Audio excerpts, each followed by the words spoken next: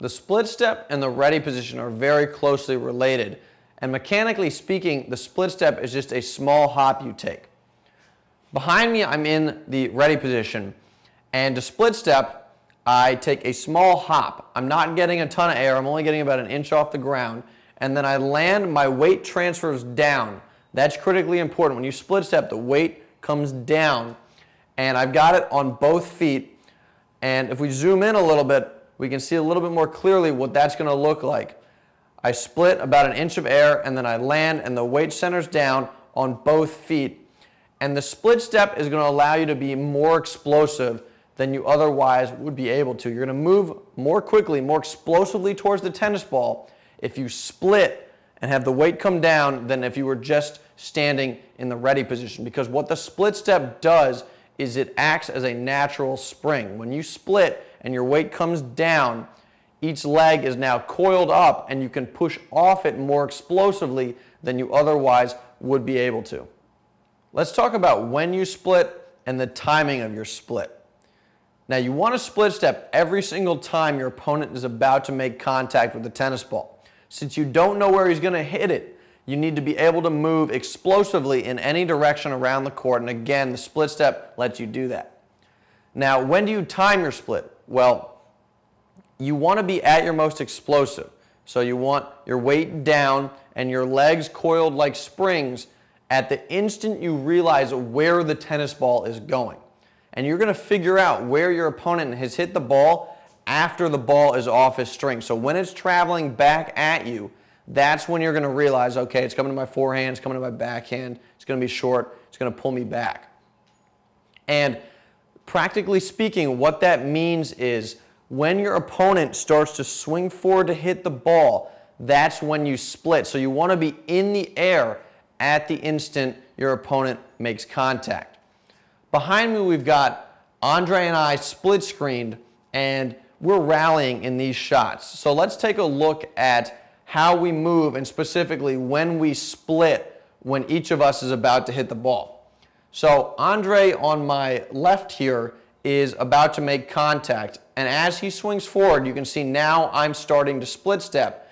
So once he makes contact, I'm in the air, and then I land as the ball is traveling back to me, and now I can move out and adjust. And as I prepare to hit, and now I prepare to swing forward, Andre is now about to hit his split step, and once I make contact, the ball is now traveling back towards Andre. He's in the air, and then he lands, moves out to his ground stroke, and finally, one more time, he sets up, begins to swing forward, and now again, I'm hitting my split step. So as he makes contact, I'm in the air, and then I come down, and now I've realized where the tennis ball is going, so I can move explosively towards the ball very quickly.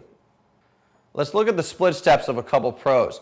Behind me here, we've got Radek Stepanek, and he's hitting a split step, and he's about an inch off the ground. He's got his knees bent, and again, his upper body is pretty much exactly similar to the ready position. Racket's out in front of his body, arms in front of his body, racket head is angled slightly up. Here we've got Thomas Johansson. This is from the front. And again, he's about an inch off the ground. And if you actually just took his body and moved it down about an inch, it would look like he was standing on the court in the ready position. Now we've got Paul Goldstein. And again, he's about an inch off the ground, knees bent, racket and arms out in front of his body. And finally, let's bring it back to Tommy Haas. And again, his body position looks virtually identical to his body position in the ready position. But again, he's hitting his split step, so he's about an inch off the ground.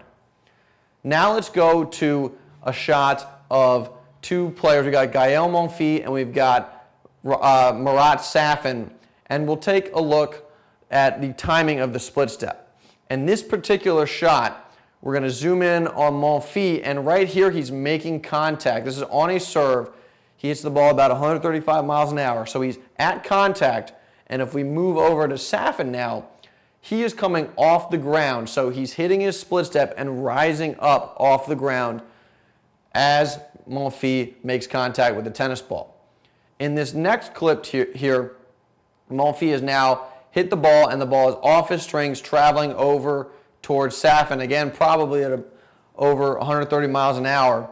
And if we get a closer look at what Safin's doing, even though the ball is about to cross the net, Safin is in the air. He's probably at about the top of his split step right now. He's going to be coming back down. But again, what I want to highlight with that point is that even at an extremely high level of play, when the ball is coming at you extremely hard, you are still going to be in the air after the ball is off your opponent's strings, because again, in this situation here, Safin doesn't yet know where the ball's going. He simply just doesn't have enough time. The ball is being hit so hard, he doesn't know where it's going. So he's going to be in the air, and when he lands, at that moment, he will know where the ball's going, and then he can move as explosive as possible towards the tennis ball.